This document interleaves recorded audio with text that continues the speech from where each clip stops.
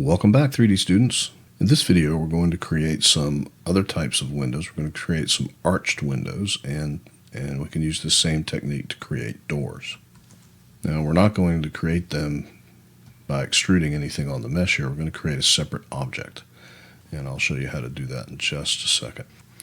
If we Google outside medieval castle windows, basically what we see is that they're all arched in some way. Some are kind of pointed at the top, and some are just basically round arches. And it's the same with doors. They're most often always round or sort of pointed at the top. The pointed ones are called Gothic style. So this is actually surprisingly easy to create. So let's get started. Let's start by selecting one of our towers here and hitting Alt-W on the keyboard to expand our viewports, and let's work in the front viewport. I'm going to hover my cursor over the front viewport and hit Alt-W to expand it. And then I'm going to go to the Create tab, and let's create a tube this time. And you'll see why in just a second. Let's zoom in a little bit, and I'm going to put my window sort of right here. So a tube is basically a cylinder, but if you let go and drag, you'll see that it creates it has an inner diameter. And this is going to be our arch right here. Let's do that again. Now, when I click and drag again, I'm creating the height, so I'm not going to drag very far there because I don't want it to be too tall. And then I'm going to click to finish. When I go to the Modify tab, you can see it has radius 1, radius 2, and height. Radius 1 is the outer radius, and radius 2 is the inner radius. Now I'm going to expand my viewports again by hitting Alt-W. I'm going to look at this from the top so I can see how thick it is. This is the height, so I'm going to make it about like that. And then I'm going to move it out to the face of my tower. Now, right now, this edge is straight up, so this would be good for a pointed one. But if I want it to be a keystone arch like this with a keystone in the center, I just need to get my rotate tool and rotate it so that one polygon is in the center like that. And then we need to add sides or distract sides until we get two that are straight down like that. And I could add until I get two that are straight down just like this. Then I'm going to add an edit poly.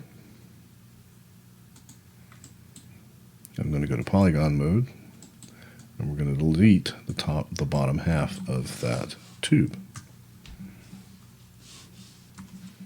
And then I'm going to hit Alt-W on my perspective viewport and expand that. Select one of these polygons, and what we need to do now is cap these two holes we have here. So we're going to go to border mode. We're going to click on one, right click, and that brings up the quad menu. We're going to select cap. And let's do the same thing to the other side. Then I'm going to grab these two bottom polygons, and we're going to extrude them down by using our shift move technique. Extrude them down about like that. We're going to let go completely, and then we're going to hold down shift and extrude one more time like that. Now the reason we did that is because we need to create a windowsill right here. So we're going to click that polygon and that polygon. I'm going to come over to the command panel and find bridge. We're going to click on bridge, and that creates a bridge polygon between those polygons. Now let's move this out, and we need to delete these back polygons. And we need to switch to polygon mode because we need to delete these back polygons. I'm going to turn off my move tool by pushing Q on the keyboard and select these back polygons and delete them. And then I'm going to rotate around and check. See, I accidentally selected that one. I don't need to delete that one. And I'm going to hit delete on my keyboard. Now, the reason I did that is twofold. I don't need those polygons because they're not going to be visible. But I also need to create a polygon right here in the center that we can texture. So I'm going to go back to border mode and click this edge right here. And then I'm going to right click, bring up the quad menu and select cap.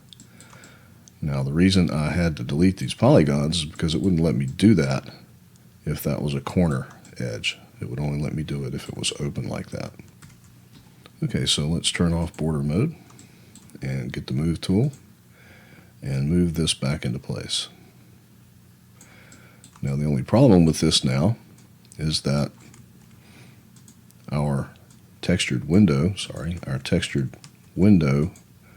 that we're going to have right here is not visible when we put it inside our tower.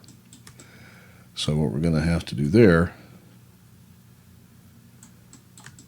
is find some polygons that we can delete. So on the tower, I'm going to put an edit poly on it and delete these two polygons.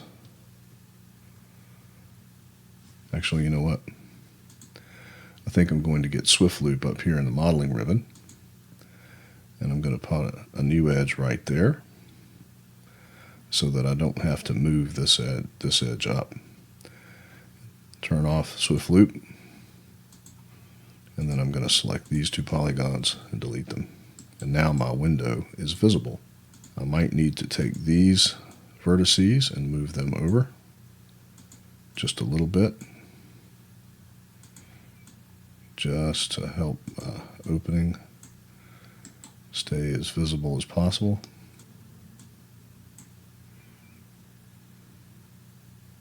And there you go. And then we can take this and move it back in some more. And then what we would do is we're going to texture this window like this. Now, for a door, we use the same technique, only we don't bridge these two.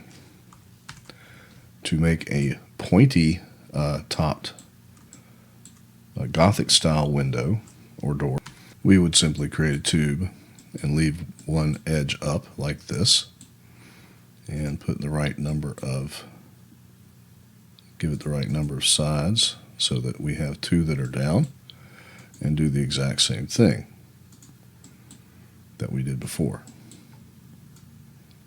Delete the bottom half, but then we would reshape this by going to vertex mode and dragging a selection box around those middle ones here and just move them up a little bit to shape that. We could also take these and rotate them a little bit and maybe move them out or in, depending. But it really doesn't take much to get that pointy arch. Oops, that pointy arch look.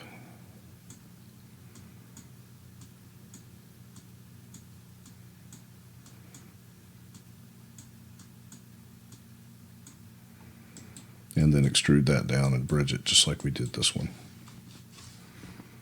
And sometimes when you rotate these things, you need to just sort of work on to keep the thickness the same. Now the reason I'm drawing a selection box around these in the front viewport is because I want to make sure I select the front and the back ones here. See, here's a view from the top. See, when I do that, I get the front ones and the back ones. That's why I do it that way. Okay, in the next video, when we come back, I'll show you how to texture these things. It's just exactly like we did with the tower here. We just put a texture on that polygon and a texture on the rest of it, but I'll show you how to do that when we come back.